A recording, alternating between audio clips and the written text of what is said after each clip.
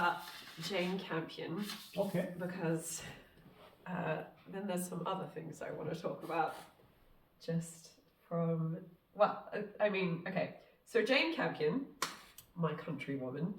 I had no idea. All right. The first female director to win a Palme d'Or.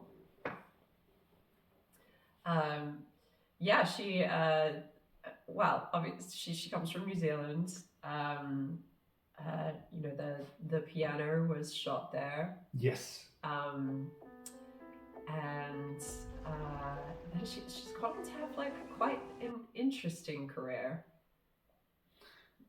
Her movies, you can't pinpoint her in one genre No. or one style, right? Yeah. You had the piano, which was this beautiful drama, right? And then you had In the Cut, which for me, when I saw the movie In the Cut, I was like, whoo! Yeah, In the Cut is one of those movies that I remember seeing it. I remember finding it disturbing. I could not tell you what happens in that movie. I'm like just completely, forgotten it. It's like flashes of shots to me. Meg Ryan, right? Yeah. She used to do rom-coms. Yeah, very not Meg Ryan film. And then she gets this role that would probably, you think Sharon Stone would be in a movie like that. And you had a very young Mark Ruffalo being a detective. I remember he has a pervy mustache. Yeah. He's the cop with a pervy mustache. And there's a fallacious scene at some point that's very disturbingly well done, right? Mm-hmm. And we're talking about a studio movie here. And I was like, whew, okay. And there's a crime there, someone dies. And then she's caught up in it because she's the last person who saw the woman, I think, perform the blowjob, and she dies. So she's the last person who saw it. And then she's being followed by what she thinks might be the killer. So it's very dark, but very sexual, because there's this very sexual tension between her and this cop, who's, again, is like very inappropriate. And Mark Ruffalo, an amazing actor, right? He's doing this, very unsettling role. Because there's something, is he a cop? Is he a rapist? Is he a murderer? And I think the world was afraid of that movie. And the world was uncomfortable with that movie. It was uncomfortable that a woman directed it. It was uncomfortable to see Meg Ryan, everyone's rom-com darling, being the in a golden movie girl. Exactly. And it just wasn't successful financially, but it's a really good movie. So if you revisit it now with the eyes and all, what we know about, again, another movie that I'm not sure would be greenlit today. Yeah. No, and I don't think many people would risk those roles that have Mark Ruffalo's role, right? Very, very risky. Very risky.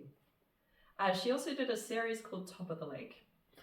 I do not know about that. Yeah. Tell me about that. So Top of the Lake it's a crime drama that's it's set in New Zealand, and Elizabeth Moss is the main character. Elizabeth Moss does not get the New Zealand accent. And it's quite funny because they try to explain this away by saying that she's a New Zealander but she grew up in Australia. But what she's doing is not the Australian accent. Like Sean Connery. Yeah, Scottish. But it was one of those ones who you watch it and you're like, just make her American. There's no reason why she couldn't be American, because then some Americans turn up to town in the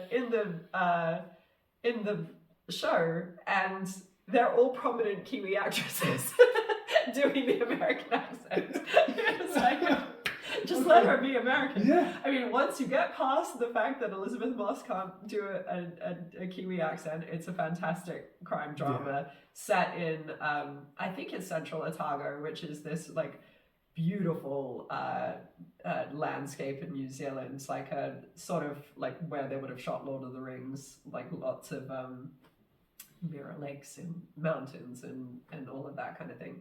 And it was very successful. They did a follow-up called Top of the Lake China Girl, which I haven't seen, but that one's set in Australia. Is she still working on it? Was she working on it? I don't think she did the second season, but she definitely did the first season. Okay. I'll definitely give that a go. Yeah, I think it's on my playlist. with the accents, I never understood the big fuss. I'll be honest with you. I mean, a lot of, going back to Sean Connery, right? He could not do an American accent to save his life, right? Even when he did The Hunt for Red October, right?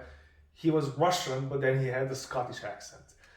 In The Unforgiven, he was Irish, but he had a Scottish, and nobody gave a shit. They still enjoyed it. He still got an Oscar for that role. Yeah. So, what's the big deal?